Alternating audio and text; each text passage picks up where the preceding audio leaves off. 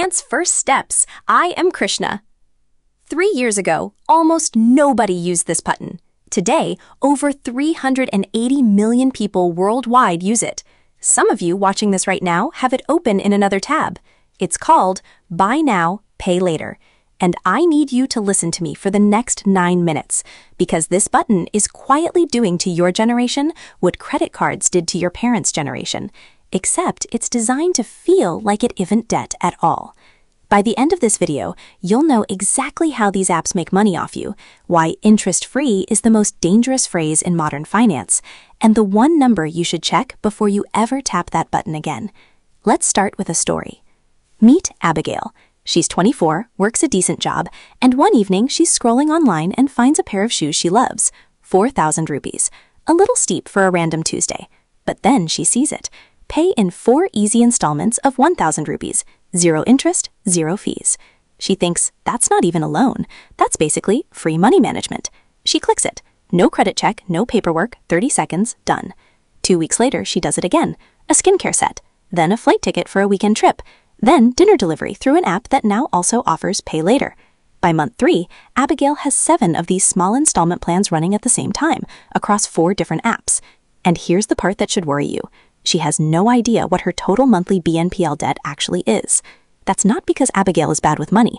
It's because the entire system is built so you never have to look at the full number. That's the trick. A credit card gives you one statement, one due date, one scary total staring at you every month. BNPL gives you nothing like that. It splits your debt into so many tiny, painless pieces that your brain literally stops registering it as debt. And that's not an accident. That's the entire business model. Let's break down how it actually works and who's really paying for your interest-free. Here's what happens behind that Pay in 4 button in plain terms. You buy something for, say, $100.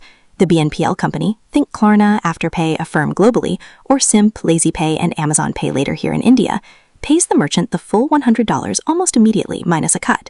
You then pay the BNPL company back in small chunks, often 4 over 6 weeks. Now here's the question that most people never ask. If you're not paying interest, who is paying this company to exist? 2 answers. 1, the merchant pays a commission, often around 4 to 6% of the transaction value. Retailers are happy to pay this because BNPL increases how much people spend per checkout, sometimes by 20 to 30%. When there's no pain of paying the full amount today, people add more to their cart. So the shoe store, the airline, the delivery app, they're subsidizing your free installment plan because it makes you spend more overall. 2, you pay, eventually, just not in the way you expect. If you miss even one installment, the interest-free story disappears instantly. Late fees, sometimes account freezes. In many BNPL products, missed payments can also be reported to credit bureaus, meaning this not real debt can absolutely damage a very real credit score. So the pitch is true and false at the same time. It genuinely is interest-free if everything goes perfectly. The entire design of the product is betting that for a meaningful percentage of users, it won't. But the real danger isn't even the fees. It's what this does to your brain. There's a well-known effect in behavioral economics called payment decoupling. When the pain of paying gets separated from the moment of buying, you spend more, full stop. It's the entire reason credit cards work the way they do. BNPL takes that same trick and turns the intensity up. Because now it's not just decoupled from the moment, it's decoupled from the total. You never see one number, you see 4. Let's talk about why that number problem is becoming a global crisis, not just a you problem. This isn't a niche habit anymore. It has become one of the fastest-growing consumer credit trends on the planet, and researchers point out that BNPL usage has become especially visible among younger consumers who actively avoid traditional credit cards, seeing pay-over-time apps as the safer, more transparent alternative, which is genuinely ironic because for a meaningful share of users, it's turning out to be the opposite of transparent. Here's what's showing up in recent financial data. Household debt overall keeps climbing. In the most recent quarterly numbers from major economies, total household debt rose to record levels, driven not just by mortgages but by a steady climb in short-term consumer credit. And BNPL sits right in the middle of that category, often not even counted in official credit card debt figures. Which means when you read a headline that says credit card debt is stable, it might be leaving out a huge and growing pile of debt that's just hiding under a different name. In India specifically, pay later products have exploded across e-commerce, food delivery, and even utility bill payments. It's not just for shoes and flights anymore. Indian users are now BNPL in groceries and electricity bills, which tells you something important. This isn't about occasional big purchases anymore. It's creeping into everyday spending. And globally, one pattern shows up again and again in the research. People who are already financially stretched are the ones most likely to lean on BNPL, which means the product that's marketed as smart budgeting is disproportionately used by the people who can least afford a mistake. But here's the part almost nobody talks about, and it's the part that genuinely surprised me when I researched this. BNPL companies don't just make money on merchant fees and late charges.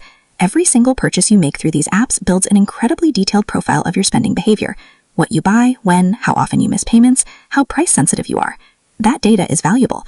It shapes what offers get pushed to you next, what credit limit you get bumped up to, and eventually whether you get pitched a real loan product once you're a proven, reliable, small debt payer. You are not just a customer.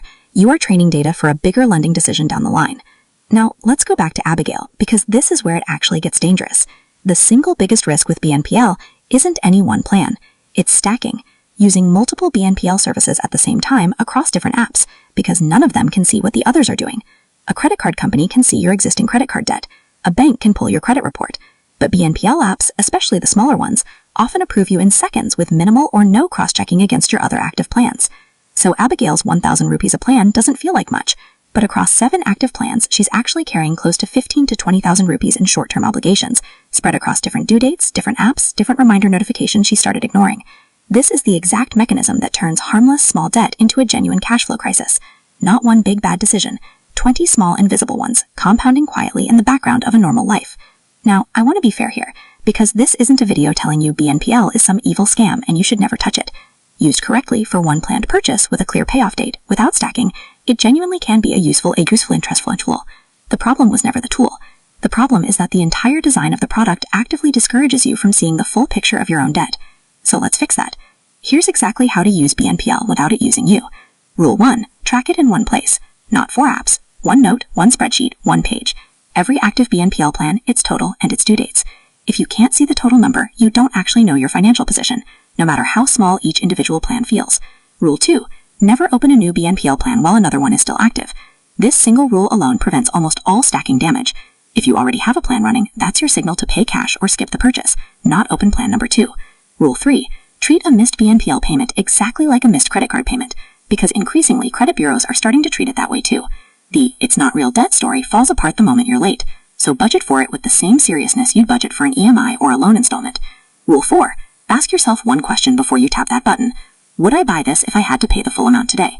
If the honest answer is no, then BNPL isn't helping you afford something. It's helping you buy something you can't actually afford yet. Those are two very different things, even though they feel identical in the moment. That one line is really the entire video. Say it with me. Small debt you can't see is still debt. So let's bring it all together. BNPL isn't free. Merchants pay for it through commissions, and if you slip even once, you pay for it through fees and credit score damage. It's designed using the same psychology that makes credit cards dangerous, except it hides the total even more effectively. It's growing fastest among people who are already financially stretched. And the real risk was never one plan. It's stacking several without ever seeing the full number. None of this means don't use it. It means use it with your eyes open, because the app was never going to open them for you. If this made you want to go check how many pay later plans you actually have running right now, good. Go do that after this video. And if you think gold sitting in your locker is a safe, boring investment compared to something trendy like sneakers, I made a whole video breaking down exactly which one actually made people more money. You're going to want to see the